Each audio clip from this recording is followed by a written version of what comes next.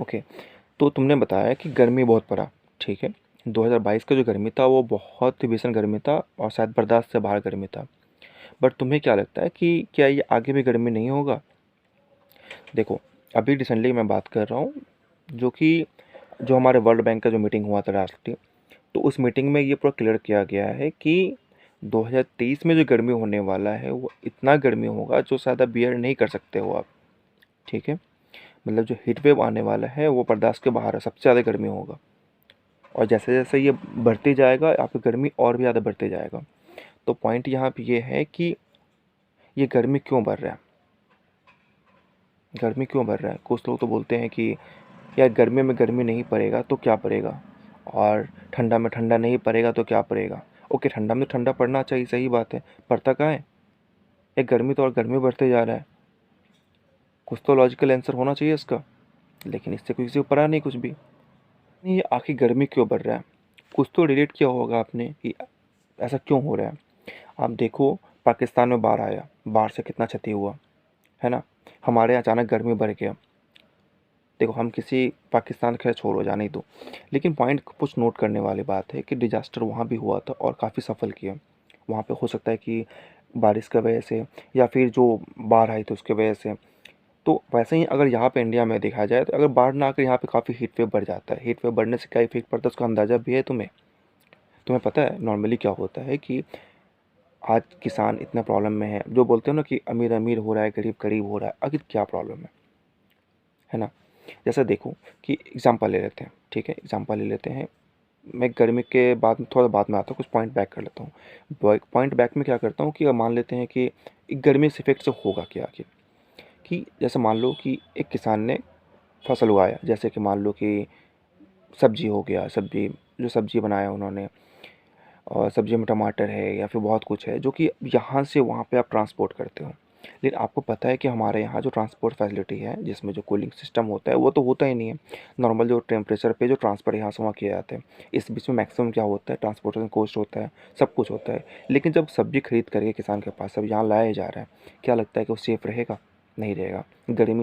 गर्मी में जो सब्जियाँ होती है वो बहुत जल्दी सड़ जाती हैं। तो 100% वही होगा, क्योंकि यहाँ पे तो ऑप्शन है नहीं कोल्ड स्टोरेज का। ना वहाँ रखने का ऑप्शन है जहाँ पे उन्होंने कट किया, और ना जहाँ पे डिलीवर किया वहाँ पे ऑप्शन है, ना ही ट्रांसपोर्टेशन में ऑप्शन है। तो फाइनली क्या होगा, ये ख़त्म हो जाएगा। किसान भी डूब गया, ट्रांसपोर्टेशन सिस्टम भी डूब गया, और धीरे धीरे हमारी इकोनॉमी तो जाएंगे जाएंगे। तो गर्मी इफेक्ट अब देख सकते हो। सेकेंडली अब बात करता हूँ कि इस बर्दाश्त कौन करेगा, इसे बर्दाश्त कौन करेगा। अगर आप अमीर में बात करें, अमीर के बारे में बात करें, तो लगभग जो पॉपुलेशन है हिसाब से लगभग 5% 6% ऐसे है जो कि, या 7% ऐसा मान लेता हूँ कि जो लोग एसी बियर कर सकते हैं, जो लोग कूलिंग सिस्टम में रह सकते हैं, उनके पास ऐसा साधन है ताकि उन्हें बाहर निकलना ना पड़े, मैनेजेबल है।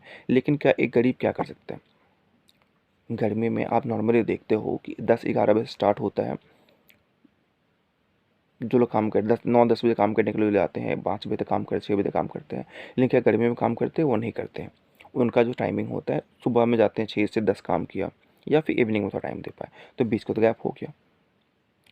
तो इस वजह से क्या हो रहा है, सिर्फ यहाँ ही नहीं, शहर में भी इतने ज़्यादा गर्मी जब पड़ेंगे तो लोग काम करना धीरे धीरे कम करेंगे। और काम करने की वजह से ये भी बताया गया है कि बहुत सारे लोगों की जॉब जा सकती है। तो मेन जो कॉज है उसका यहाँ पे ये है कि भाई क्या।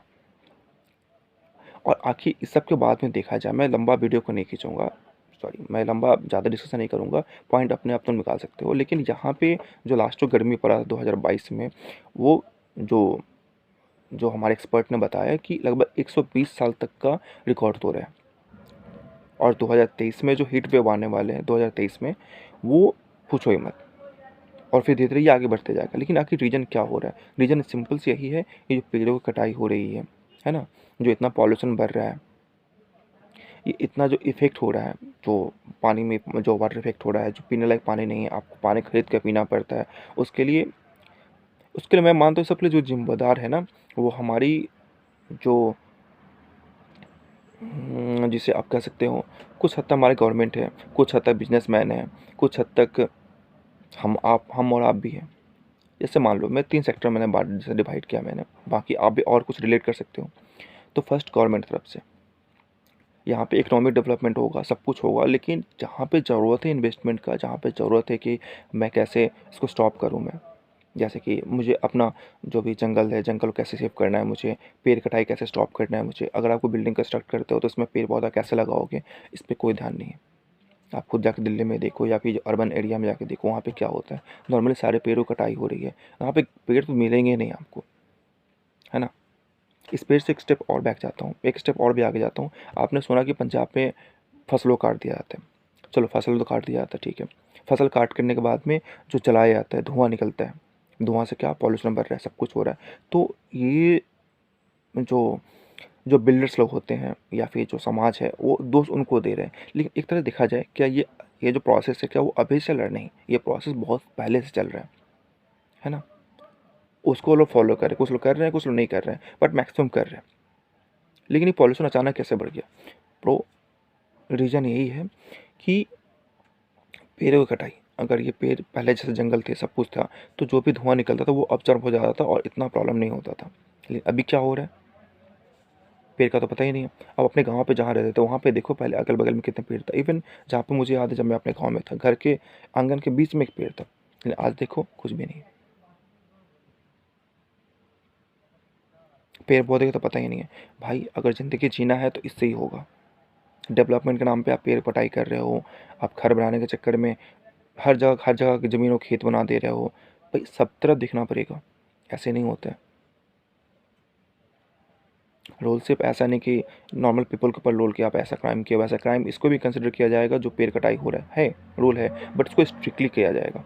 क्यों? एक पेड़ काटो 10 पेड़ लगाओ और प्रूफ दो उसका। ऐसा नहीं हो रहा है। तो हीट का सबसे बड़ा प्रॉब्लम यहाँ पे गवर्नमेंट तरफ से।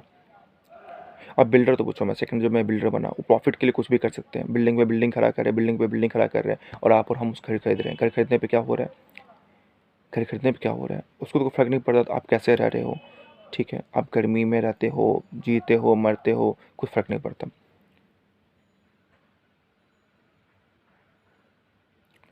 और और भी बहुत कुछ है, आप रिलेट खुद कर सकते हो, आप कैसे फेस कर रहे हो।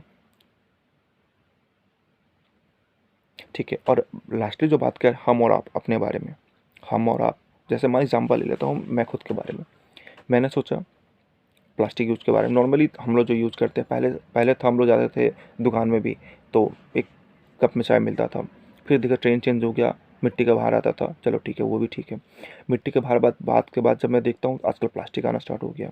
दूध कैरी करने आता है, प्लास्टिक का बैग होते हुए भी प्लास्टिक में लेके आते हैं।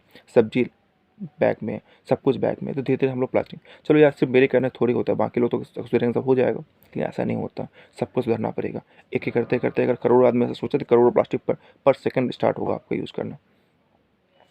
अगर मैं बंद करूँ, आप ये सोचो कि मुझे बंद करना। आज जो मेरे जो वीडियो देखने वाले जितने भी लोग हैं, वो लोग अगर पर डे हिसाब से स्टार्टिंग, आप नहीं छोड़ सकते हैबिट को, धीरे धीरे हैबिट में लाना स्टार्ट करो कि मुझे प्लास्टिक छोड़ना है, बैग यूज़ करना है, और दूसरे को भी मोटिवेट करना है। आशा करता हूँ कि मैं आपको कुछ तक समझा पाया हूँ। चलो मिलते हैं दूसरे वीडियो में। नमस्कार।